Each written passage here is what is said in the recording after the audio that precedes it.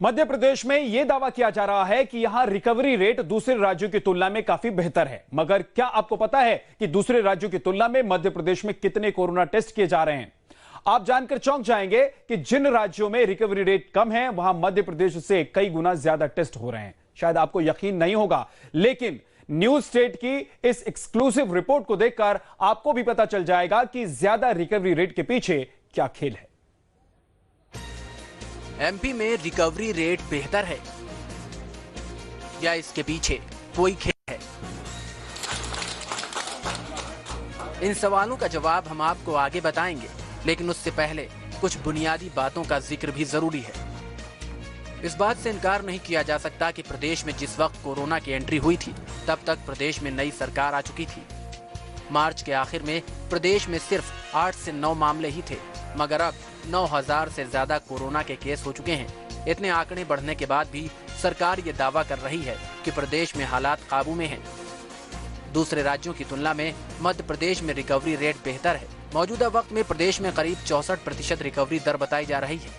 लेकिन बड़ा सवाल ये है कि रिकवरी रेट की तुलना जिन राज्यों से की जा रही है, वहाँ के मुकाबले प्रदेश में टेस्टिंग भी उतनी हो रही है, क्योंकि जब तक सैंपलिंग का तुलनात्मक अध्ययन नहीं किया जाएगा, तब तक बेहतर रिकवरी रेट का दावा करना शायद जल्दबाजी और बेईमानी दोनों होगी।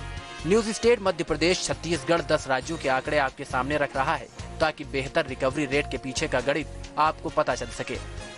सबसे पहले बात महाराष्ट्र की। महाराष्ट्र में अब तक 5,79,294 लोगगों की कोरोना टेस्टिंग हुई है, जिसमें से 90,787 संक्रमित पाए गए। एक्टिव मरीजों की संख्या 44,859 है, जबकि 42,639 मरीज ठीक हो चुके हैं। अब बात तमिलनाडु की। तमिलनाडु में 6,21,171 लोगों की जांच हुई, जिसमें 34,914 पॉजिटिव पाए गए। इनमें एक्टिव मरीजों की संख्या 16,282 है, तो 18,325 ठीक हो चुके हैं।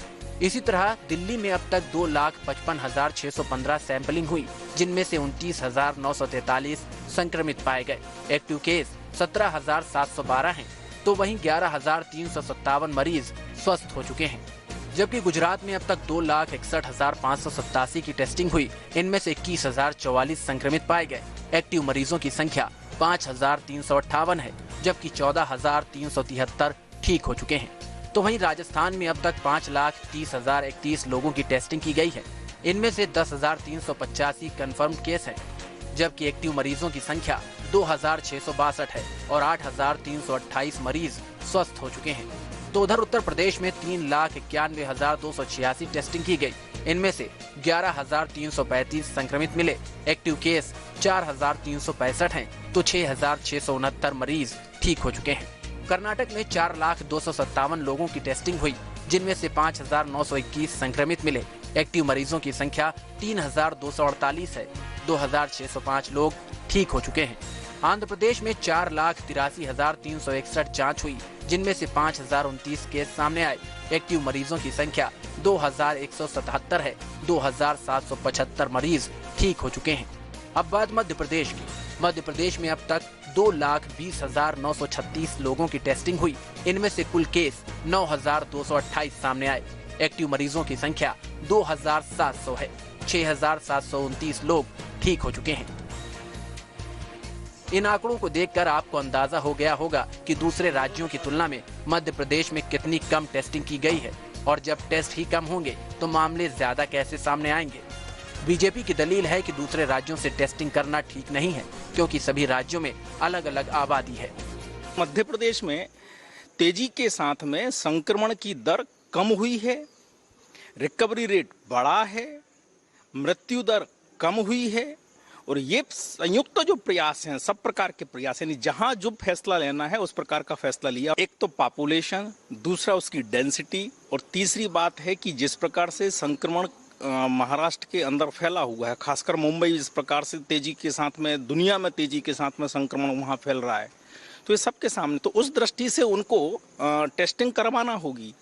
मध्य प्रदेश में जिस प्रकार का संक्रमण है वो 4-5 स्थानों पर तेजी के साथ हुआ। कंटेनमेंट जोन बनाकर वहां पहले सर्वे किए, बाद में टेस्टिंग की, और आपको पता है कि इसीलिए हमारी मृत्यु दर और रिकवरी रेट जो अपेक्षित हैं उससे ज़्यादा अच्छे हैं। मगर कांग्रेस के तर्क और सवाल तीखे हैं।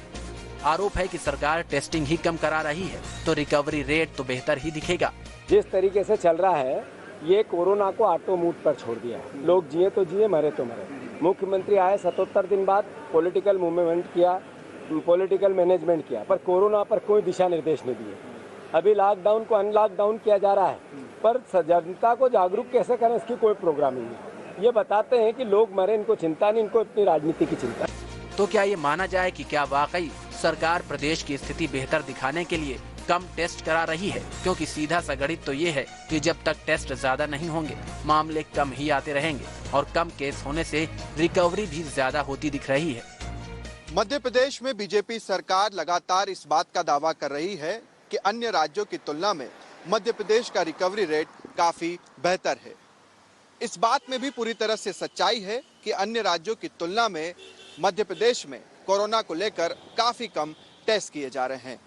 दरअसल जितने राज्यों में ज्यादा टेस्ट हुए हैं उतने ही ज्यादा मामले भी सामने आए हैं।